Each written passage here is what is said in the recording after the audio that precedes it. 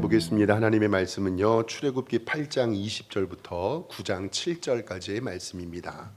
구약 성경 93쪽쯤에 기록되어 있습니다. 출애굽기 8장 20절에서 9장 7절까지 한 절씩 교독하고 마지막 절 함께 읽겠습니다. 여호와께서 모세에게 이르시되 아침에 일찍이 일어나 바로 앞에 서라. 그가 물 있는 곳으로 나오리니 그에게 이르기를 여호와께서 이와 같이 말씀하시기를 내 백성을 보내라. 그러면 그들이 나를 섬길 것이니라.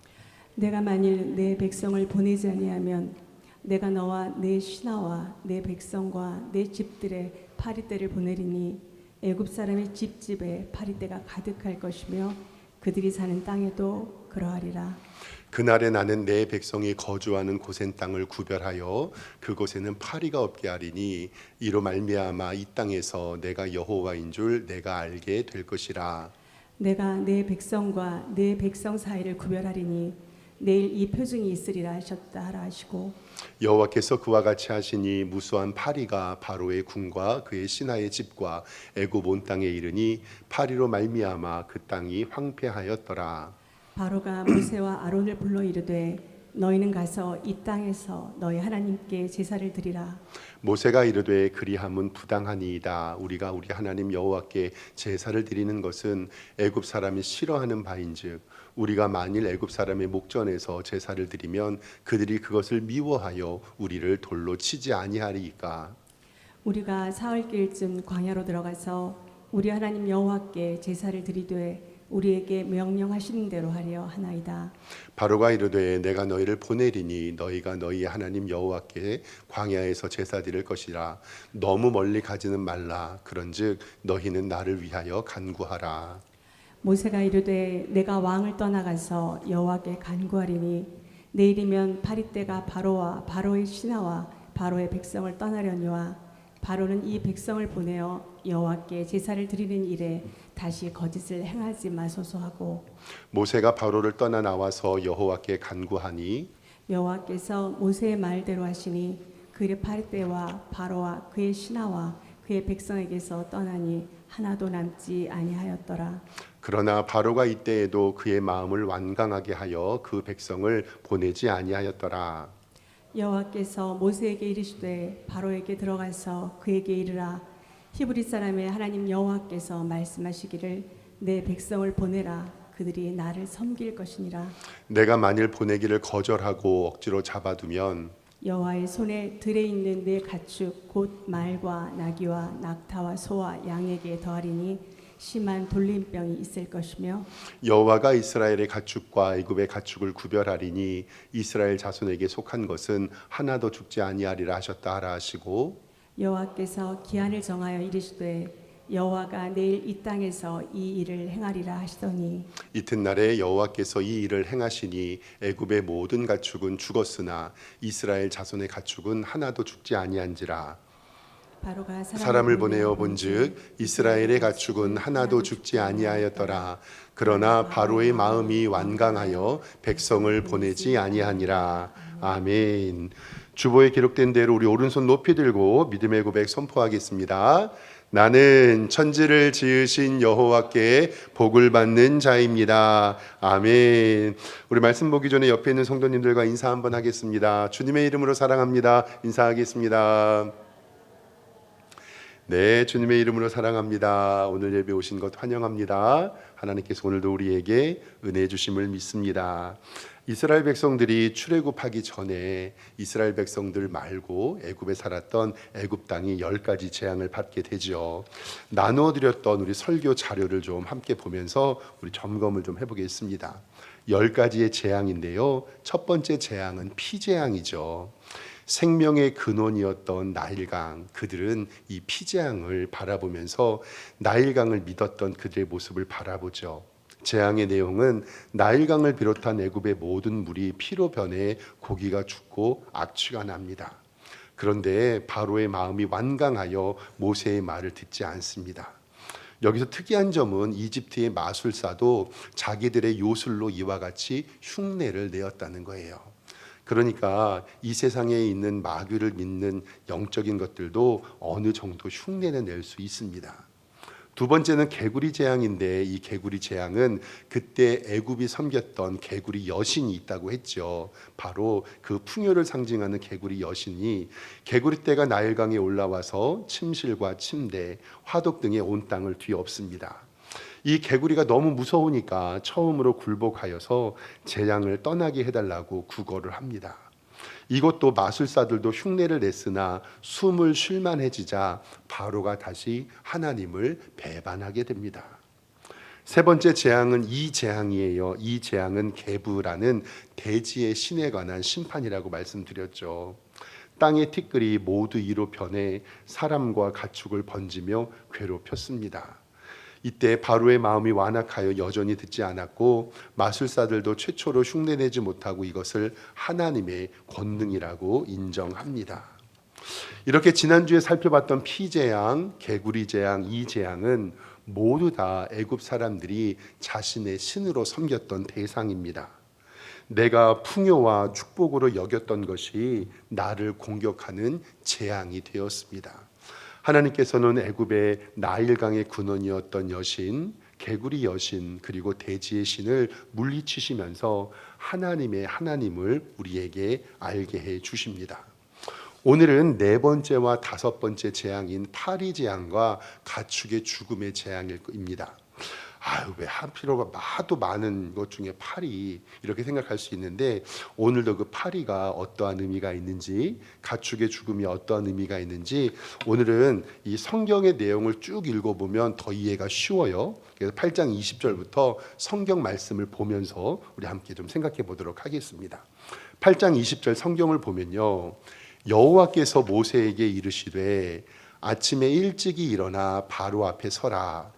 그가 물 있는 곳으로 나오리니 그에게 이르기를 여호와께서 이와 같이 말씀하시기를 내 백성을 보내라. 그러면 그들이 나를 섬길 것이니라. 아멘. 이스라엘 백성들이 광야로 나아가는 이유는 다른 게 아니에요.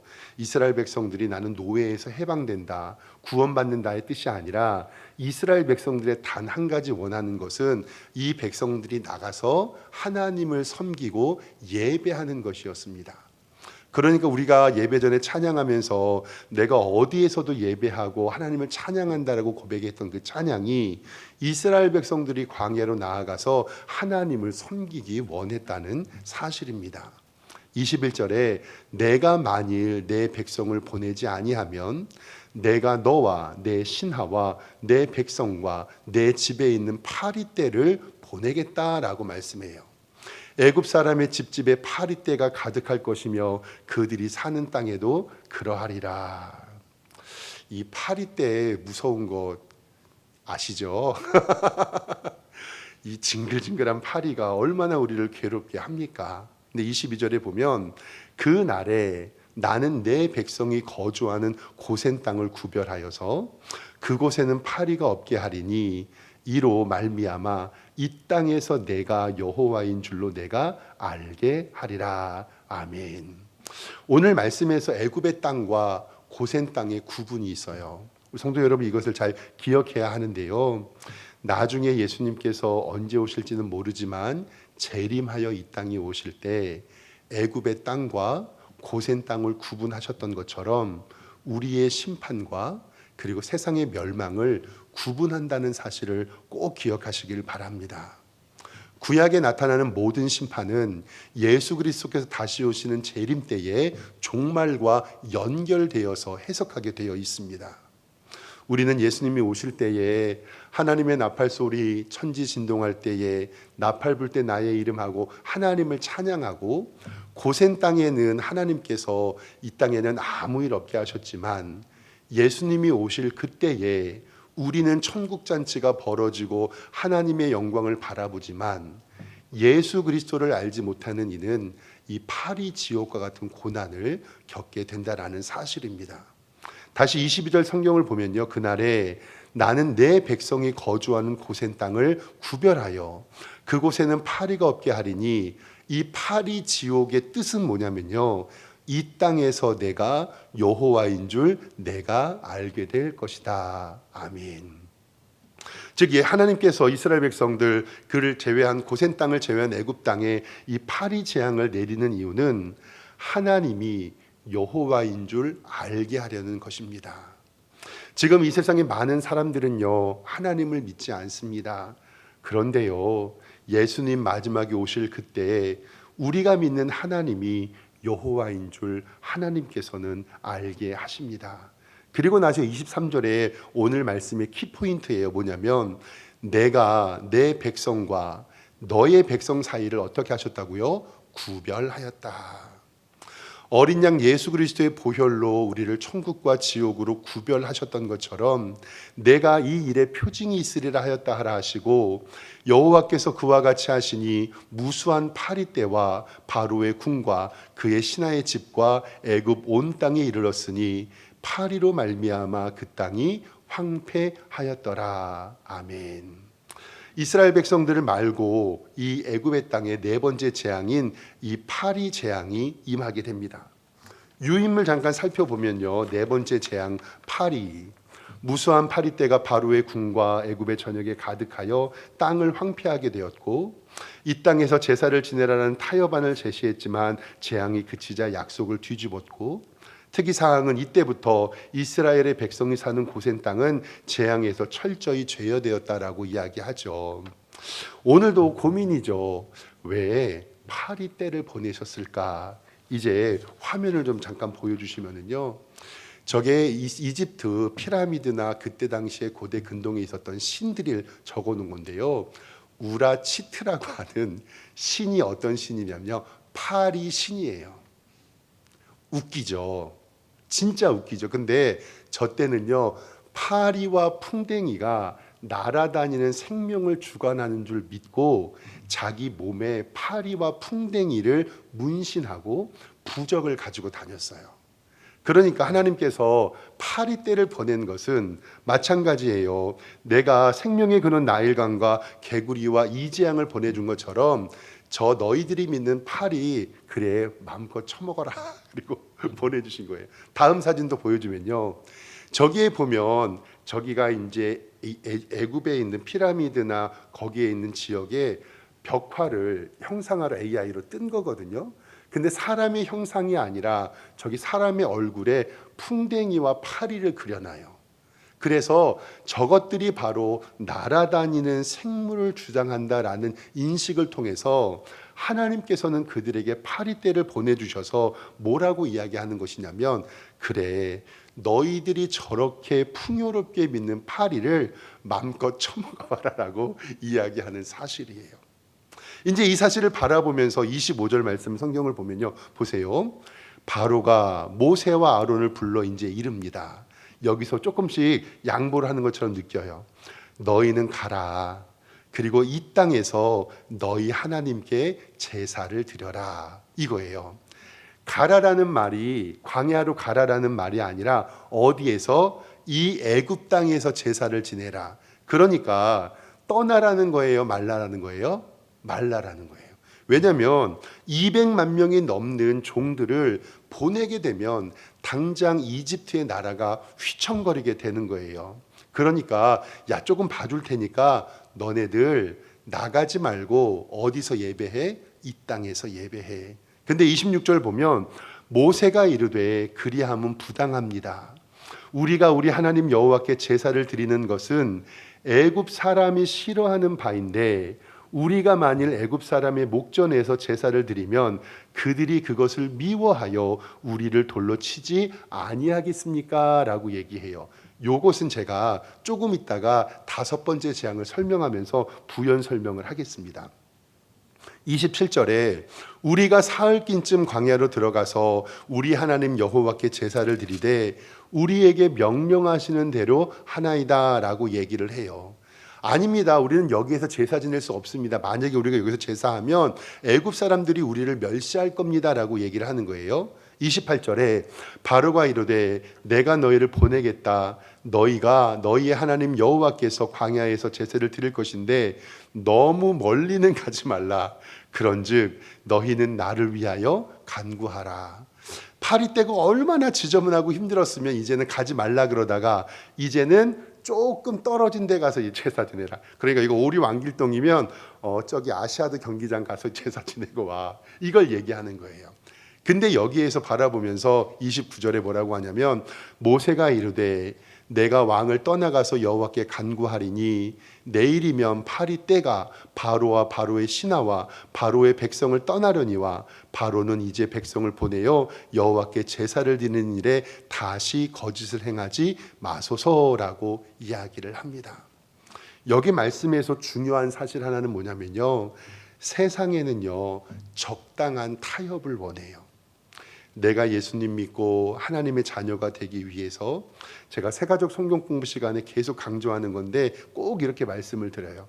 성도님, 이제 교회 나오기로 작정하면 마귀 사탄의 역사가 있으실 겁니다.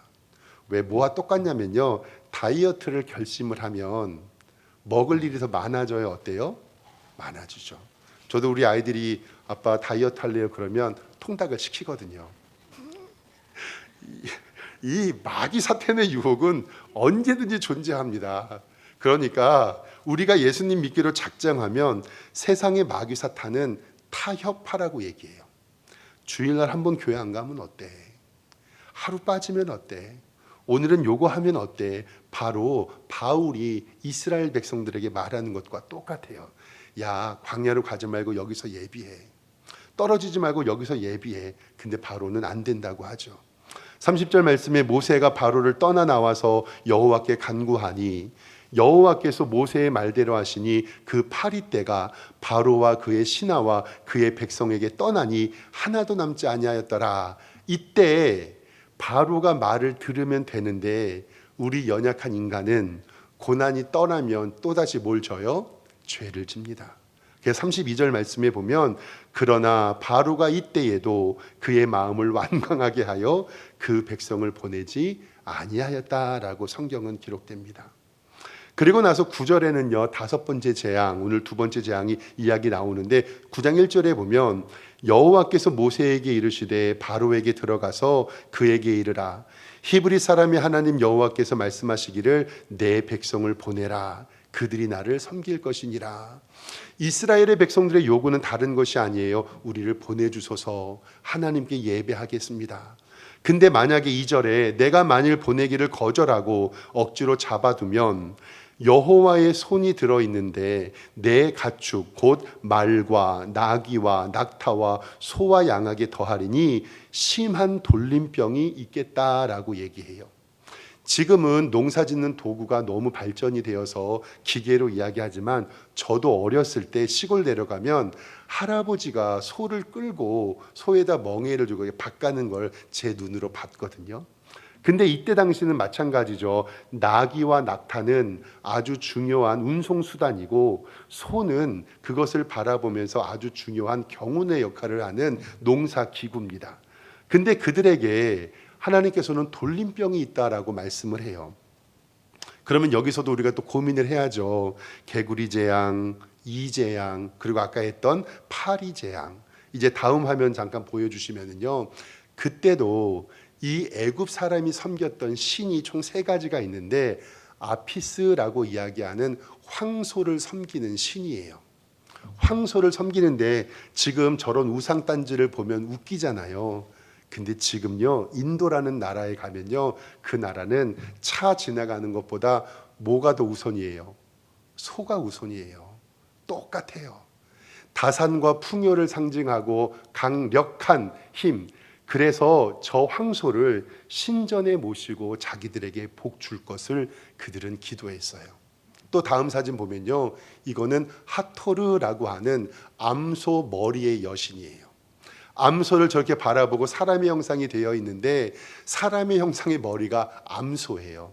황소는 힘을 상징하지만 어머니 같은 보호의 신이 바로 이 하토르라고 하는 암소 머리의 여신인 거예요.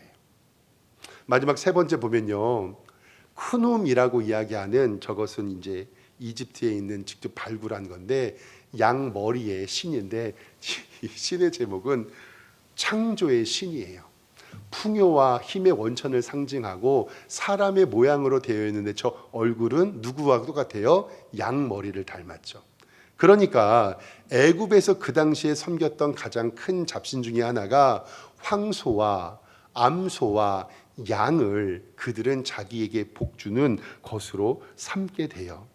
근데 여기에서 애굽인들의 이 우상 숭배를 이해되는 과정이 하나 있는데 창세기 43장 31절 말씀을 좀 보겠습니다. 이 말씀이 어느 때냐면요, 요셉이 애굽의 국무총리가 되고 형들이 먹을 것이 없어가지고 요셉을 찾아왔을 때 요셉과 요셉의 형제들이 만나는 장면이에요. 여기서 보면 창세기 43장 31절에 얼굴을 씻고 요셉이 슬픔을 이야기하고 얼굴을 씻고 나와서 그 정을 억제하고 음식을 차리라고 하는데 그 음식이 바로 고기를 잡으라 그래요. 일반적으로 고기라고 하면 소나 양을 잡는 건데 그들이 요셉에게 따로 차리고 그 형제들에게 따로 차리고 그와 함께 먹는 애굽 사람들에게로 따로 차리니 애굽 사람은 히브리 사람과 같이 먹으면 부정을 입음이더라. 아멘. 이 말씀이 뭐냐면 이스라엘 백성들은 목축을 하는 사람들이니까 소와 양과 염소를 잡는데 애굽 사람들은 소와 양과 이 동물들을 신으로 섬기니까 먹으면 돼요, 안 돼요? 안 되잖아요. 그러니까 애굽 사람은 히브리 사람과 같이 먹으면 부정을 입었다라는 구절이 성경에 있고 다음 사진 화면 보시면요, 창세기 46, 33절에는 요셉의 형제들이 집에 가서 아버지 야곱을 모시고 와요. 그리고 나서 요셉과 만나는데 바로가 당신들을 불러서 너희의 직업이 무엇이냐 묻거든 당신들은 이르기를 주의 종들은 어렸을 때부터 지금까지 목축을 하는 자들이온데 우리와 우리 손조가 다 그러합니다 하소서.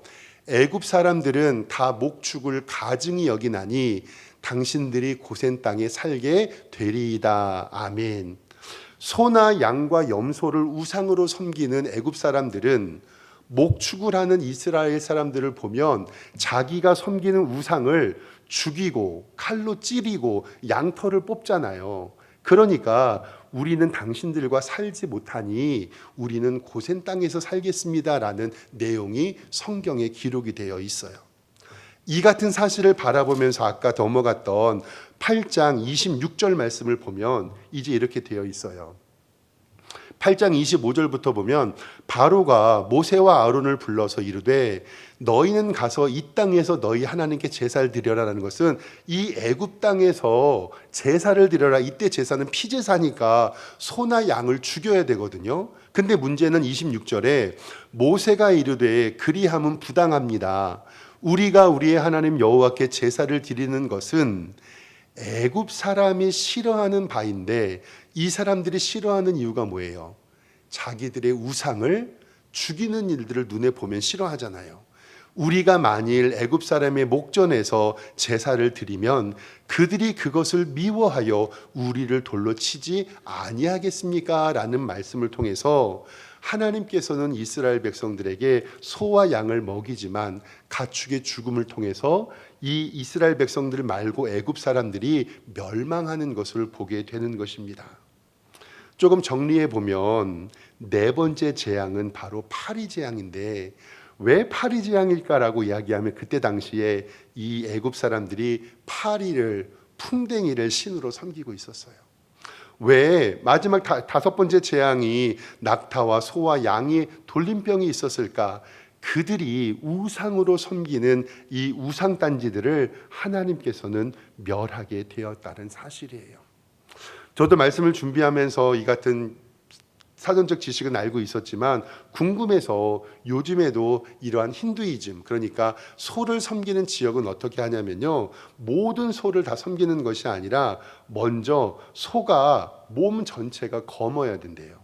그리고 이마에는 흰색 점이 마름모꼴로 멋있게 나 있어야 되고요, 등에는 독수리 모양의 아치가 그려져 있어야 되고 혀 밑에는 풍뎅이의 돌기가 있으면 이것은 100% 하나님의 아들로 인정받아 가지고 신전에 모신대요. 그리고 소의 노동을 종교적 행위로 축복으로 여겼기 때문에 지금도 이들은 소를 섬긴다고 합니다. 사랑하는 성도 여러분, 파리를 섬기고 개구리를 섬기고 이 소와 양을 섬기는 이들이 이해가 되십니까? 안 되십니까?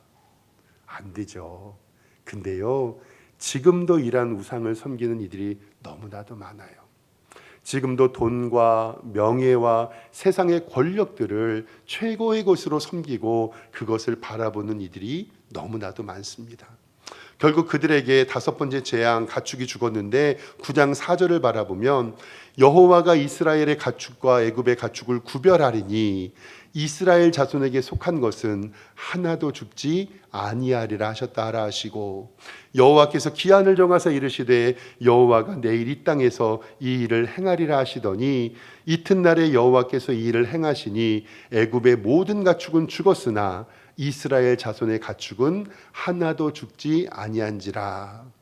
바로가 사람을 보내어 본즉 이스라엘의 가축은 하나도 죽지 아니하였더라. 그러나 바로의 마음이 완강하여 백성을 보내지 아니하니라. 아멘.